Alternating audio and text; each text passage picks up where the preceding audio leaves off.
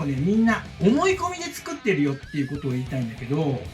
言葉をね選ばずにちょっと誤解を恐れずに言うけど、この戦い方してたら絶対食っていけないなと思った。みんながでも失敗してるところにわざわざ失敗しに行ってる。だからハンドメイド作家って食べていけないんだよねって僕は思った。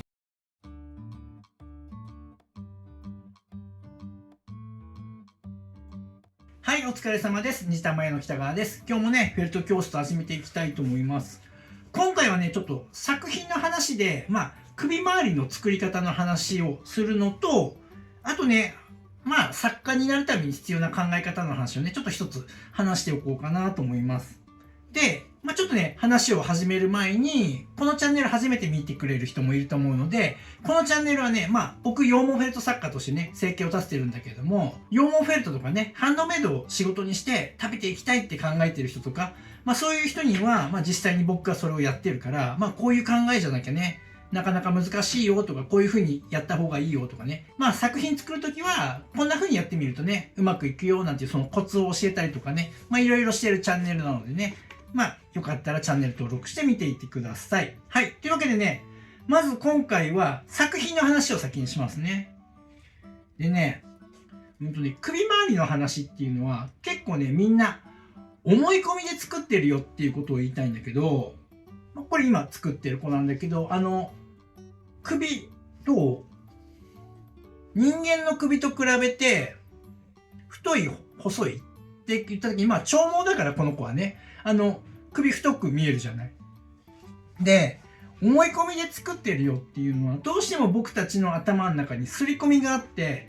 自分の中のさ、猫のイメージ、犬のイメージ、あるいは人のイメージ、ウサギのイメージとかって持ってると思うんだけども、その先入観に結構やられちゃってる。だから、例えば短毛の犬を作ったり、短毛の猫を作ったりするときなんかそうなんだけど、今作ってる子なんだけど、例えばこうやって、これもう少しね、首を太くしていくんだけど、首をこういう風に細く作りがち。要は、人間の首のように、この顔の輪郭があって、それよりも細くなってるのが首だっていう風に、刷り込まれちゃってるから、作品もそれが出ちゃう。なんだけど、犬とか猫のモデル、写真でも動画でも何でもいいし、実際にね、犬や猫飼ってる方だったら、見てもらったらわかると思うんだけど、決してね、人間の首のように細くはなってないはずなの。多分ね、ほとんどの子が輪郭と同じくらいの幅か、やや太いかぐらいしっかりしてる。だから、そこがね、全然違うから、気をつけなきゃいけないのは、この作品を作るときに、やっぱりどうしてもこの自分の中のこの思い込みとか、固定概念とか、そういったものにとらわれちゃうから、そういうものを一度外して、素直に見たままを作るっていうことをやった方がいいかなって思います。はい。結構ね、本当この首を細くしちゃってとかっていう人が結構多いので、それをね、気をつけましょうっていう話です。はい、じゃあここからはね、作家で食べていくために、必要な考え方の話をね、していきたいかなと思うんだけども、物事を判断するときに、ちゃんと自分軸で考えなきゃダメだよっていう話をね、ちょっとしたいんだけれども、どういうことかっていうと、例えば、ハンドメイド始めた1年生、2年生くらいの時にきっと多いんじゃないかなと思うんだけど、みんな、ハンドメイドのイベント、マルシェとかさ、そういったものに出してるから、自分もやらなきゃいけないのかなって思って出店したりとか、あるいは委託販売とかもね、みんなやってるからやっぱり積極的にそういうところに出した方がいいのかなとかさ、それこそインスタみんな作品作ってアップしてってやってるから、自分もやった方がいいのかなっていうのを、自分軸じゃなくて、人がやってるから、周りがやってるからっていう理由で、やってる人は絶対成功しないよ。これはね、ほんと 120% そういうことをやってる人は成功しない。やっぱり物事を判断するときに、自分軸で考えないと。で、自分の中に軸になるものがないから、だからどうしても、ね、やってることがさ、一生懸命やってるんだけど、それが合ってるかどうかわからないから、だからなんか不安になって、周りはみんなこんなことやってるからきっとそっちの方が正しいんじゃないかなって不安になるでしょ。だからそっちに流されちゃったりとかしちゃうから。だから、まずね、自分の中にしっかりとした軸作ろう。ね、これがすごい大事。で、じゃあその自分の中に軸ってどうやったらできるのっていう話なんだけどね、これはね、自分はいつまでにこうなりたいって僕がいつも言う話なんだけど、そのゴール、直近のゴールでいいの。1年先こうなっていたいでもいいし、半年先こうなっていたいでもいいの。とにかく、これを成し遂げたいんだっていう、これやりたいんだっていう目的があってさ、目標ができるわけじゃない。だから、まず1個ね、ゴール作って。で、いつまでにこうなりたいんだっていうのが決まったら、こうなるためにはじゃあ何しなきゃいけないって考えるでしょ。もっとわかりやすく言うと、すっごい急な話かもしれないけれども、31日、大晦日にどこそこのホテル予約して、そこでカウントダウンやるんだ。でも何でもいいや。なんかそんな目標を立てるとするじゃん。そしたらさ、もう今時間ないでしょ。じゃあ、今から何する？もうホテル取らなきゃだから、ホテルにだって電話するし、交通機関だって予約取れるかどうか確認するだろうし、いつまでに何をしなきゃいけないってこう、計画っていうかさ、やらなきゃいけないこと見えてくるでしょ。で、その時に、全然ここに繋がらないようなことをやる？この時間のない時に。絶対やらないじゃない。だけど、みんなここのゴールになる部分をぼやっとして決めてないから、だから、ここに繋がることって、ね、結構限られてるのに、ここに繋がってないようなみんなやってるからこれやった方がいいかな、これやった方がいいかな、これやった方がいいかなって、まあ遠かったり近かったりすることを、なんかランダムにやってる。で、それによってさらに、遠かったら結果出ないし、なんとなく近かったらそれっぽい結果が出るから、あ、これで合ってんだって、また間違った方向に進んじゃったりするし。だから、まずは軸を作るために、それこそ本当自分がいつまでにどうなりたいって、そのゴール設定、それをね、したらいいよ、本当それがないと軸はできない。うん。でね、僕ね、この仕事を始めた時、本当羊毛フェルトを始めて1ヶ月とかね、そんくらいの時って、どういう風にこれからしてっていいかがわかんない。でもとにかく作品作って売るんだ。で、やっぱりそのいろいろね、始める前に調べたりもしてたから、やっぱりオーダー取らないと、生計を立てるぐらいの収入にはつながっていかないと思ってたし、だから、まずは作品作って売れるようになって、で、ある程度の作品力がついて、そしたらオーダーができるようになって、で、オーダーをこなしていけばね、そのうち自分の技術も上がって、単価も上がっていって、で、いつまでにはこれくらいの収入を作るんだっていう、一つのね、ぼやっとしたけど、当時の僕だったから、軸っぽいのはあったの。だから、一応それに忠実に守ってやろうとしてた。で、その、作家業を始めるときに、すっごい田舎の山奥にログハウスを買ったのね、当時自衛隊辞めて。で、そこでひっそりと、ハンドメイド作家業を始めようと思っていて、で、すごいちっちゃな集落で、ほんと山奥ね、砂利道を1キロくらい進んだところにある集落なんだけど、そこに何家族かだけ住んでて、その少ないね、何家族かのうちのお隣さんがハンドメイド作家さんだったの。石鹸とか作ったりね、オーガニックのなんかいろんなものを作って売ってる方で、で、その人に聞いたら、マルシェっていうのがあってね、ってこういう風に出店したりしてるんだよっていろいろ教えてくれて、ああ、そうなんだと思って。僕もじゃあやらなきゃなと思った。だからもう始めたばっかりだから自分に軸なんてさなくて、でも、一つだけ僕に軸になったものがあったとしたら、僕はこれを仕事にして、夫婦二人で生活できるように安定した収入、当時目標にしたのは30万。25万とか30万っていう手取りでね、それを安定的に稼げるようになるんだっていう、もうこれは一つね、もうブレない軸としてあったの。で、そういうふうにマルシェとかっていうふうにあって、そういうのでみんな売ったりしてるんだよ。インターネットとかも使ってね、作品売ったりしてるんだよ。注文取ってんだよ。なんてね、やってたから、なるほどと思って。で、そういう情報が入ったから今度僕は何をするかっていうと、街に降りてね、出かけたりした時に、ショッピングモールとか大きいとこ行くと、ちょっとしたね、スペースでさ、ほら、ハンドメイドマルシェとかやってたりする時があったから、そういうのを見に行ったりしたわけ。で、その時に僕が思ったこと。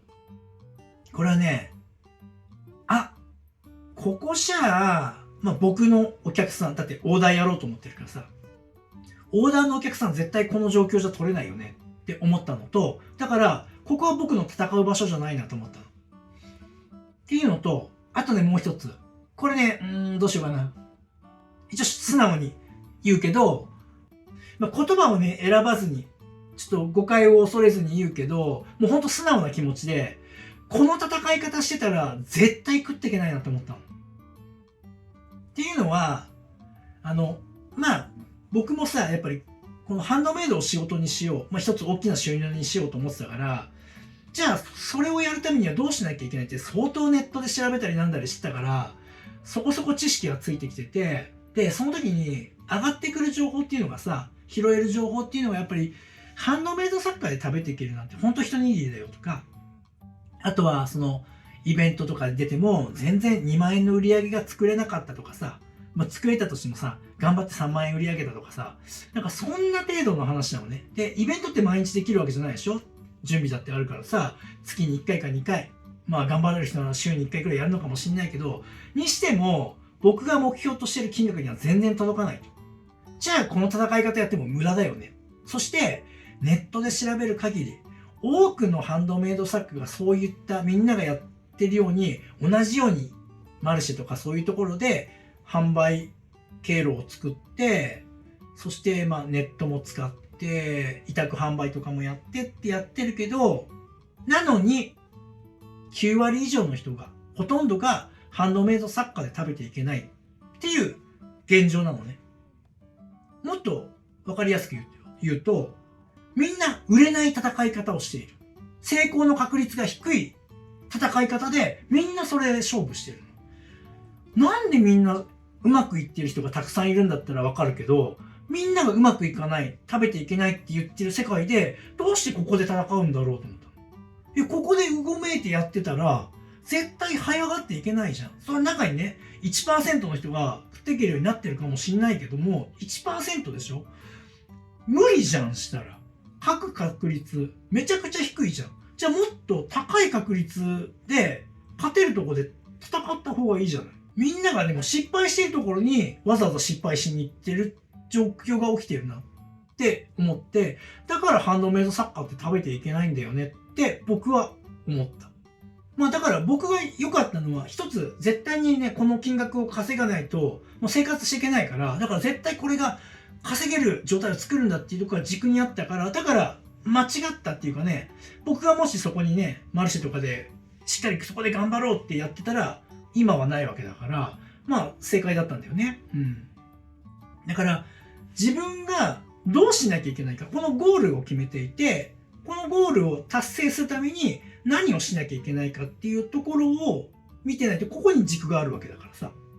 だからこの軸をしっかり作ってあげることで、人に流されないで、ちゃんと自分に必要なことだけをやっていけるよって話。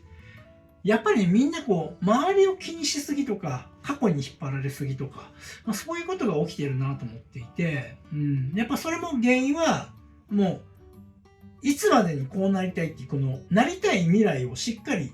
してないんだろうなって思っていて、やっぱここすごく大事だから、それができたら、本当いろんなものが、ね、成し遂げれるようになるんじゃないかなと思うので、ぜひ、まず、人に流されないために、